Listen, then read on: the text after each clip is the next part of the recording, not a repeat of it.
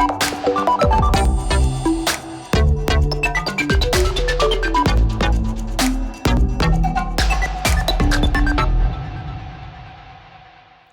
my name is Asha Sampath and welcome to this new edition of Business Africa, your magazine dedicated to the continent's business and economic news.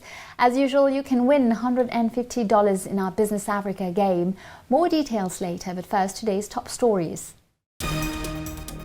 Two Central African stock exchanges united in one, and investors are finally convinced the Douala Stock Exchange is coming out of its slumber.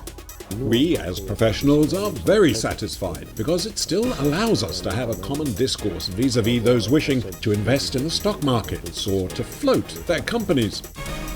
Arbitrating between access to electricity and the livelihoods of communities along the Congo River, this is the dilemma of the Inga 3 dam. There are power cuts every day here, especially when it is very hot. And it can be very hot here from sunrise to sunset at 5 or 6 p.m. Beware of fake medicines. Several countries, including Congo, Brazzaville, are still plagued by the trafficking of falsified or poorly dosed drugs.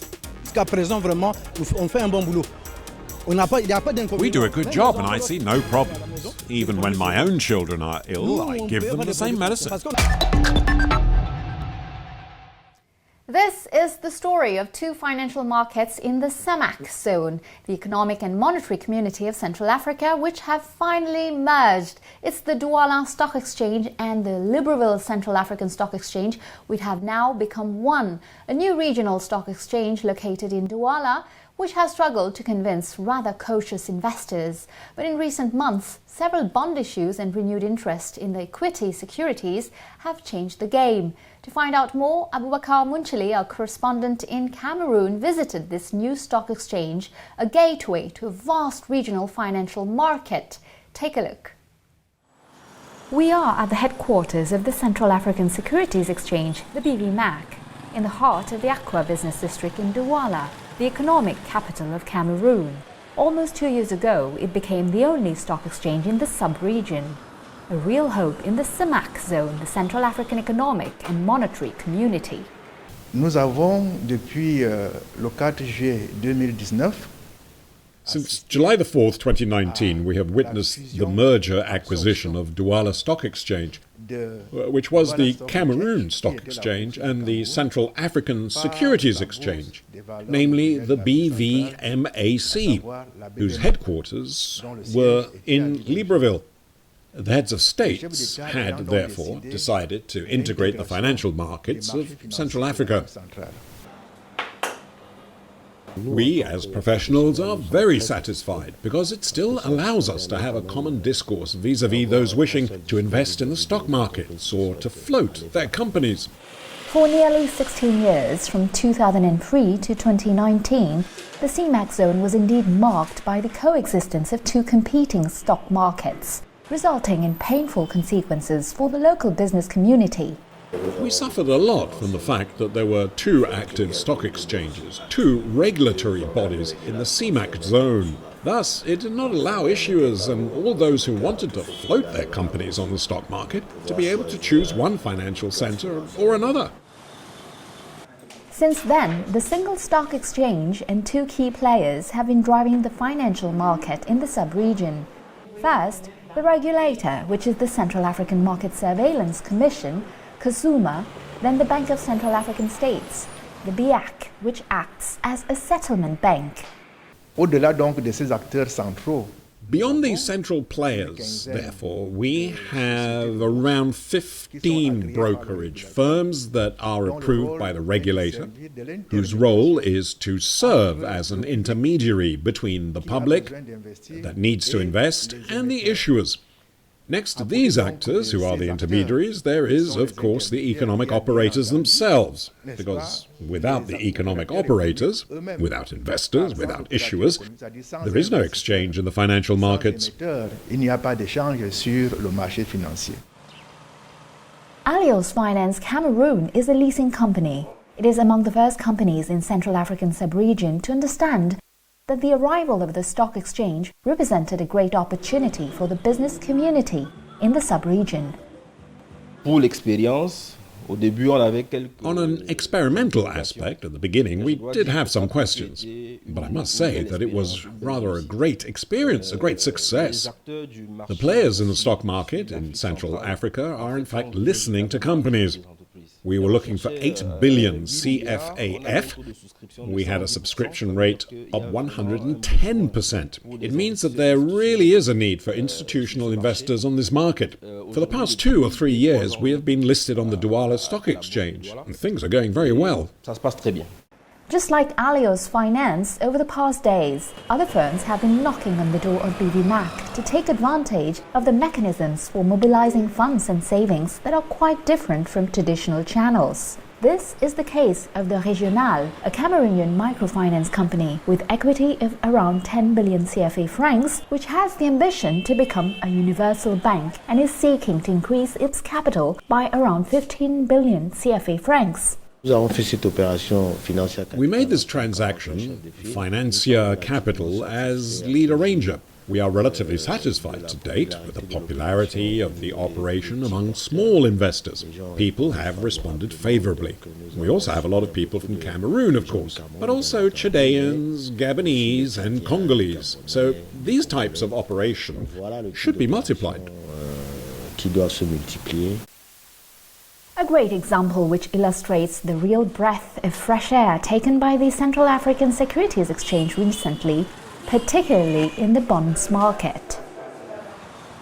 In just 4 months, for example, between December 2020 and March 2021, 3 fundraising operations were recorded. Other loans and the IPO of public companies from different CMAC countries are announced and expected on the regional stock exchange. Elle fonctionne avec 2 compartiments. It works with 2 compartments. There is an equity compartment, on which we now have 4 securities. That is 4 shares that are listed. And there's a bond compartment where we have a dozen debt securities which are also listed.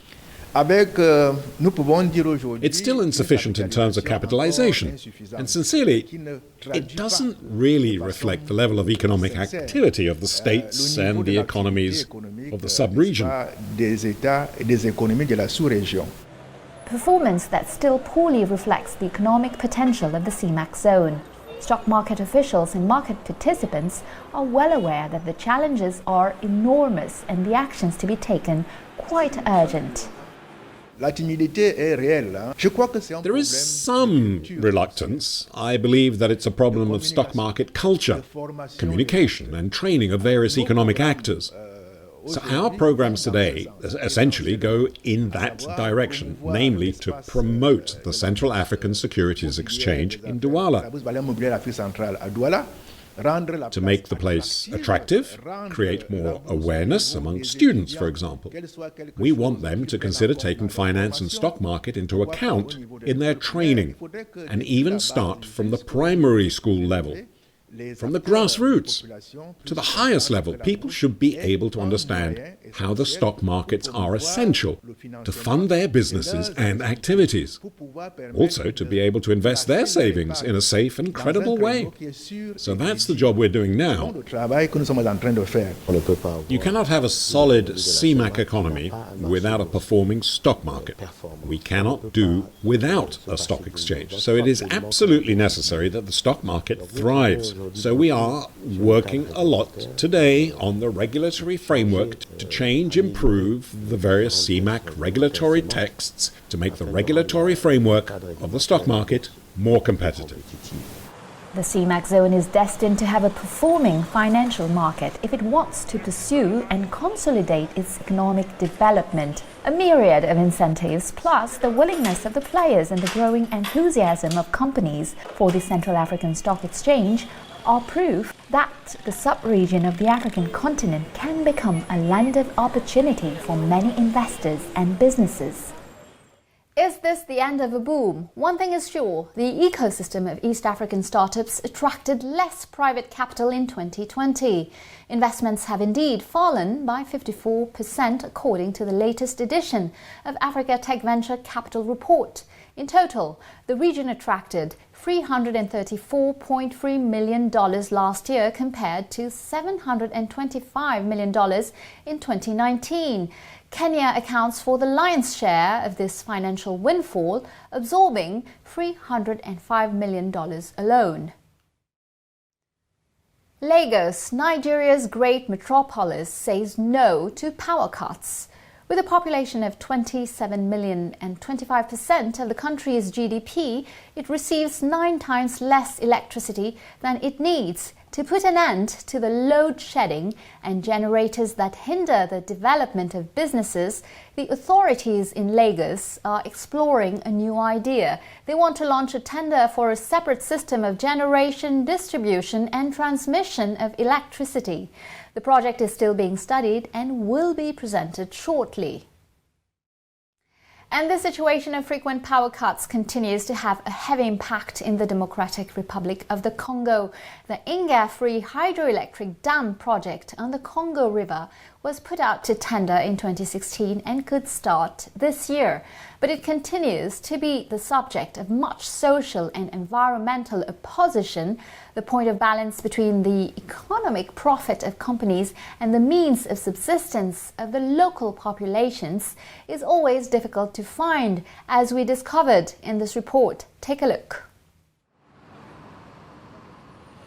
A Saturday night on Earth. The cities in the wealthy nations are lit up, but most people in Africa are in darkness. On the continent, the lack of electrical power is a constant problem. This print shop in DR Congo, with 50 employees, is plagued by power cuts.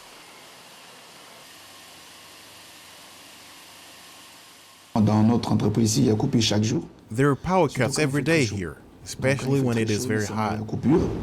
And it can be very hot here from sunrise to sunset at 5 or 6 p.m. That's if we're lucky. Sometimes it stays hot until 7 or 8 at night, and that's day in, day out.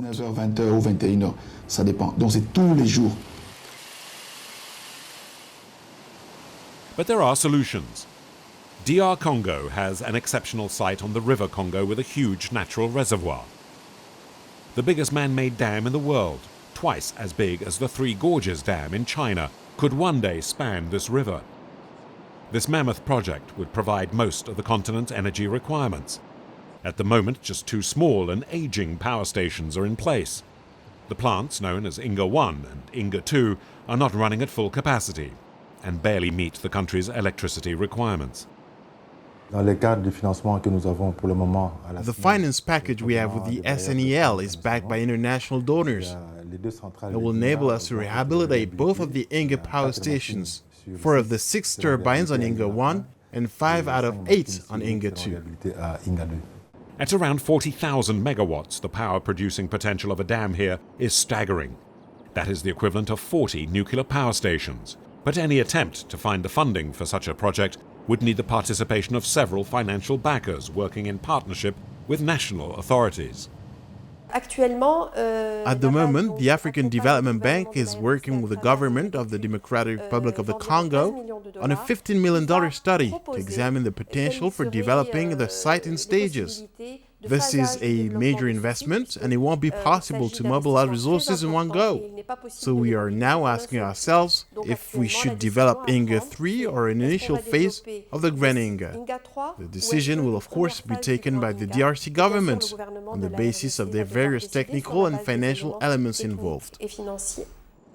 Regional and continental partners will have to be prepared to come on board if this gargantuan project is to become a reality. Africa is divided into 5 regional energy pools: the Maghreb, West Africa, East Africa, Central Africa and Southern Africa.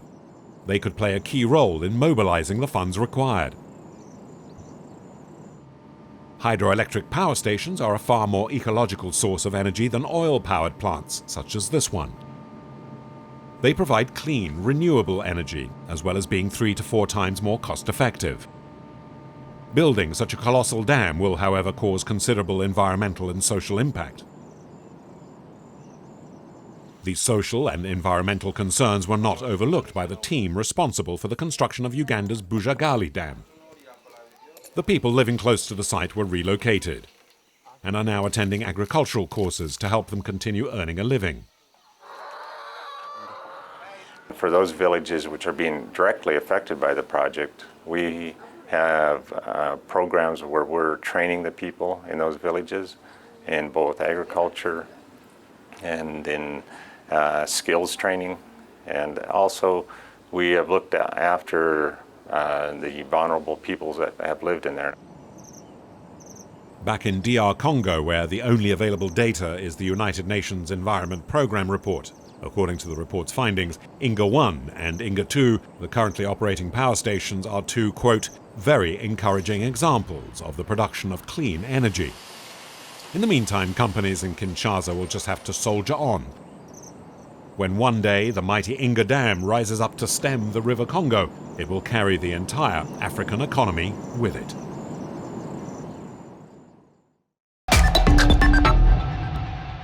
Welcome back to the second part of our show. Getting around Africa without facing endless delays and queues at airports is no longer a dream, but soon a reality. Ethiopian Airlines, Kenya Airways and A-Sky Airlines have adopted the digital solution proposed by the African Union with its technical partners Panabios and Econet, the trusted travel pass and innovation integrated into airline apps. It allows the verification of tests and vaccination status of travelers. In France, the safety travel solution has been recently deployed in partnership with French ports and airports, such as Metz Airport recently. These developments are being closely scrutinized by the African hotel sector, which is very dependent on the recovery of the airline sector. And there are some signs that improvement is underway. While a majority of hotels closed their doors during the crisis, the reopening is taking place gradually. Above all, 68% of the 219 hotel projects underway in sub-Saharan Africa have continued in recent months despite the health crisis. In West Africa, the Accor Group remains confident, and to talk about it, I'm joined by Daniel Karbovnik, Regional Director for West and Central Africa at Accor Group. Daniel Karbovnik, hello, and thank you for joining me on Business Africa. Well, how is the hotel business doing right now? Considering the situation, it could certainly be better. Of course, we've obviously suffered from the impact of the pandemic in Europe, Africa, and also from travel restrictions. So today we still feel like we felt at the end of 2020, and we feel it now also at the end of the first quarter. We hope for a slight recovery of business travel, especially in West Africa, in the second quarter. Otherwise, everything linked to leisure travel is completely closed for now, of course. But is business resuming in Africa? On the African continent, in neighboring countries, in Pan-African countries, I would say Senegal, Côte d'Ivoire, Mali, Burkina Faso, etc. That's where business is picking up. We are mainly hit by the slowdown in Europe and Asia and America. But on the African continent, things are moving. There are some more reservations and therefore some life in hotels. So it feels good to see customers back, of course. You have just taken over the management of the Hotel Ivoire in Abidjan.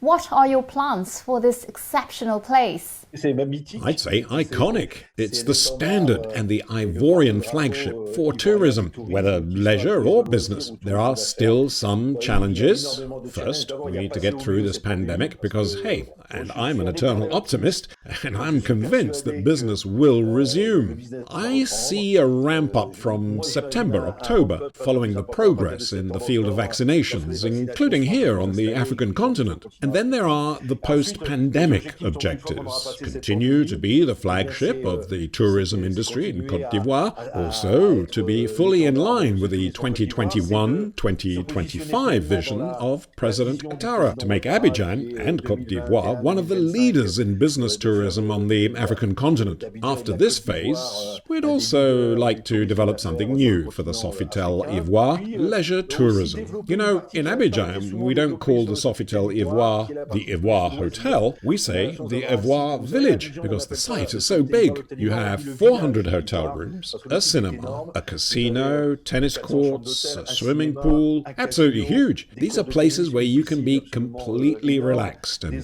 far away from the crowds. So we are aiming to develop a local tourist clientele, African and European, of course, but mostly locals and Africans for weekends, holidays, and so on. Daniel Karbovnik, thank you very much. This is good news for healthcare and also for the African pharmaceutical industry. The Egyptian company Minapharm has signed an agreement with the Russian fund Direct Investment to manufacture the Sputnik vaccine. The agreement provides for immediate technology transfer. Production of 40 million doses will begin in Cairo, and the first deliveries are expected in the third quarter. The COVID-19 pandemic offers a pretty favorable context for the proliferation of fake drugs. Falsified anti-malarials, fake chloroquine, or even fake COVID vaccines recently discovered in South Africa. Counterfeiters do not lack resources. Experts fear for the most vulnerable countries, for example, Congo-Brazzaville, which has long been plagued by the trafficking of fake medicines, as our journalist Judicael Musiro in Pointe-Noire observed. This is the heart of downtown Pointe-Noire in Congo. A short distance away, market hawkers sell merchandise from nearby Cabinda, an enclave of Angola. As we film, a taxi pulls up and its cargo rapidly unloaded. We follow this man, but we are clearly unwelcome. We finally catch up with Antoine.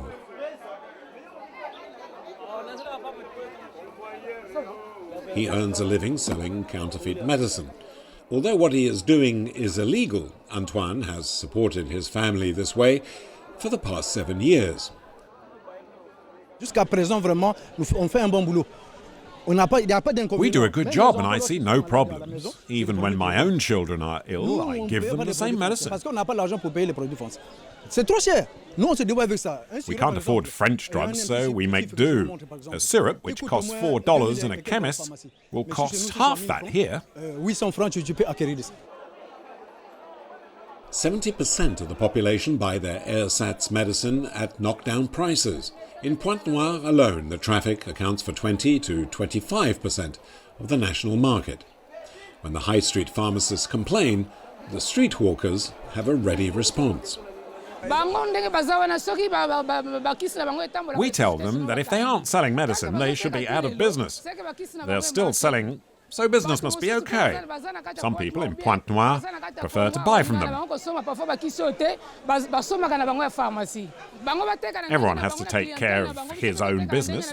That's all. With approval from the Pointe-Noire authorities, the traders established this outdoor market. The drugs on sale here are not protected from the heat or the dust, but the clients know the risks and the savings.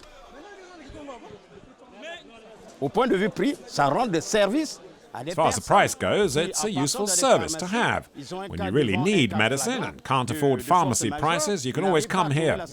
You can even negotiate the price. The drugs you buy here will cure you just as well as the ones you buy in the high street. At the end of the day, God alone decides if you will live or die. If it is your day to go, it really won't matter where you brought your medicine.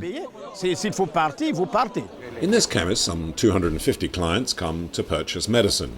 Unlike the drugs sold in the outdoor markets, these are properly stored.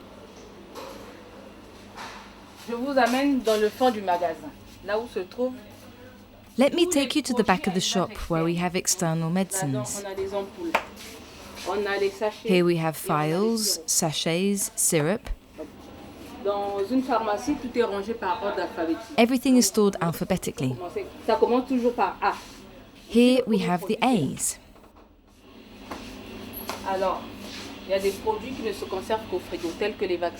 Other medicines such as vaccines and insulin must be refrigerated. We keep them here, as you can see.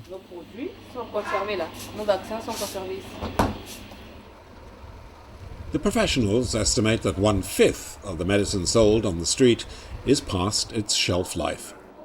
There may also be unpleasant side effects for the unwary. Although the authorities are well aware of the problem, the solutions are difficult to enforce. The resulting grey area leaves plenty of room for the street hawkers. People have studied hard to be pharmacists, and they should be free to do their job. Now we have unskilled people moving in, and the drugs are available on the street. But we have to take it step by step, because we don't want the situation to get out of control. When the time comes, we will take action.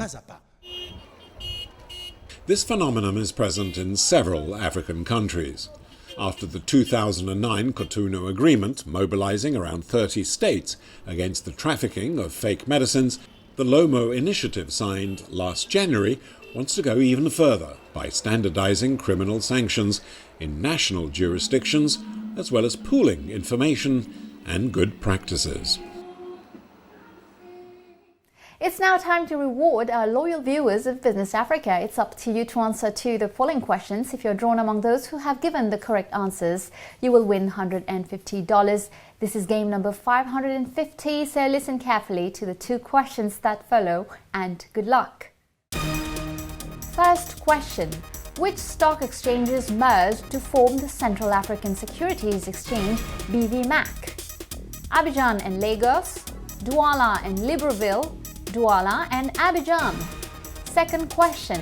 The dam project on the Congo River is known as Inga 2, Inga 3 or Inga 4. You know the answers. You can participate now by going to our website africaonair.com, answer the questions, fill out your form, and good luck. And of course, don't forget to include your contact details, name, address, telephone, email, and the number of the game you are entering with the answers, of course. This game, for example, is game number 550. The winner will receive $150 as our winner this week. Congratulations, you gave the correct answers to our game number 546. Here are the details. First question, what themes do the Accra murals evoke? The answer, traditional culture and historical portraits. Second question, how many mushrooms can you produce with a ton of substrates? The answer, 1 ton. That's it. Business Africa is over for today. I'll see you next week, same time, same channel, for a new edition of Initiative Africa. We'll meet Jean-Claude Voumin, former football player and president of the Foot Solidaire Association. In the meantime, you can watch this program again on our website, africaonair.com, as well as on all our social media channels. Feel free to share, like, and comment using the hashtag Business Africa TV show. Take care of yourselves and see you next week. Goodbye.